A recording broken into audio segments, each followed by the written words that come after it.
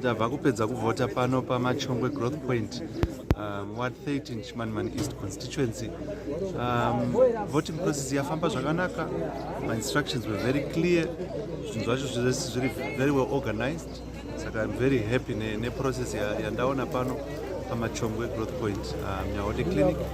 Ndiri kufara zvakanyanya neturnout yamuri kuona vanhu vari behind me, kuti vanhu vamukira kuuya kunoshandisa the democratic right to choose leadership muno muchimanimani East constituency. Tine mufaro mukuru neturnout yandiri kuona. The campaigning process has been very peaceful. Hatina ma-incidents atasangana nawo akaipa. So toda kungotenda mhuri yechimanimani East nekuva politically mature paprocess yedu yataita izvozvi ye-election for 2023. Today we are in Wedza district at Makanda Secondary School. This is my polling station. As you can see, there's peace, everyone is smiling, there's no intimidation, there's no harassment. This is what we want as a nation. We're just praying that all the other constituencies, they have the same situation. We want to live as one. We want to be Zimbabweans, accommodate everyone. We don't need to fight. We don't need to be harassed wherever we go as parties. As you can see, I also have my candidate that is contesting with me. I want to wish him the best. If he wins, I will support him. If he wins, I want him to also accept what is going to come out from the election. I thank you. Runga rokushamba ndiri vhenda tatenda kunovhota tatopedza iva kunorinyararo tavhota zvakanaka saka tadzoka taapa basa takutengesa takumirira zvichauya kuita tavhotera kumining center tavhota zvakanaka nekwakakunyararo ndamuka na5 ndakabata kiu asi kiu yacho ndasiya ichiripo vanhu vari kuvhota zvakanaka hakuna kana vakasununguka hakuna kana chikunetsa angu ndakutoitawo zvandinoita mukati munomu kuvhota tapedza hedu paanenge vamwe vachiri kuvhota zvavo. Isusu ndatomuka papolling station yedu yatina unovhota tasvika vanhu vakasununguka, vanhu vari kuratidza mufaro pasina kuti vari kumbonyikidzwa, vanyatsoratidza kuti tiri kuita zvinhu zvedu. Ende kumaripotsi ari kubva kune dzimwe nzvimbo vanhu vese vakutovhota, hakuna matambudziko. Tinoda kutenda kuti mhuri yeZimbabwe gore rino yakateerera zvazvitaurwa nemutungamiri wenyika kuti sarudzo ngatidziite murunyararo.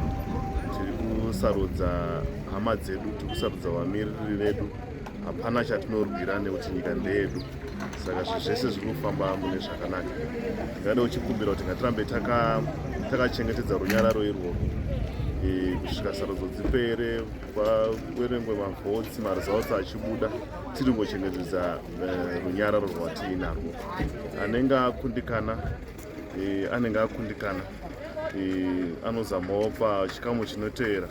Maelections haasi kupera negore rino chete, tina 2028 zvimwe zvichiteera kumberi ikoko.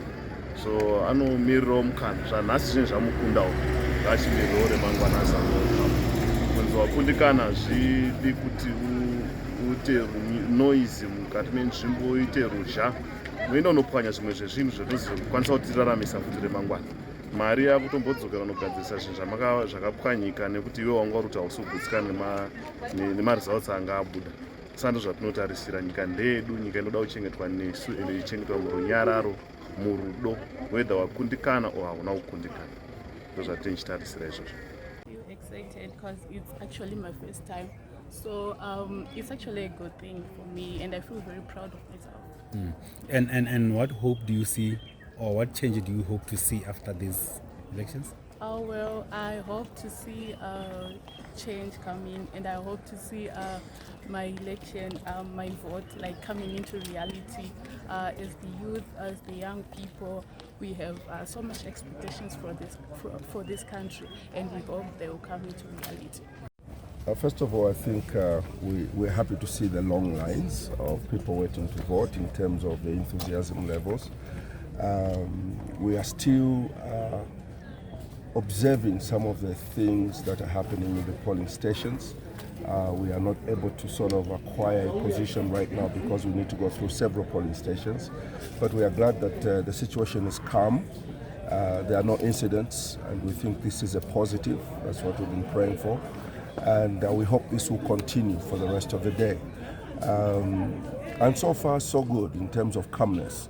But we need to go through several polling stations in order for us to assess and come up with a position of making sure that the regulations that pertain to running an election are being adhered to, and we need to have some kind of sampling in different polling stations. But so far, we're happy with the peace, we're happy with the turnout, we're happy with the manner in which the election has started.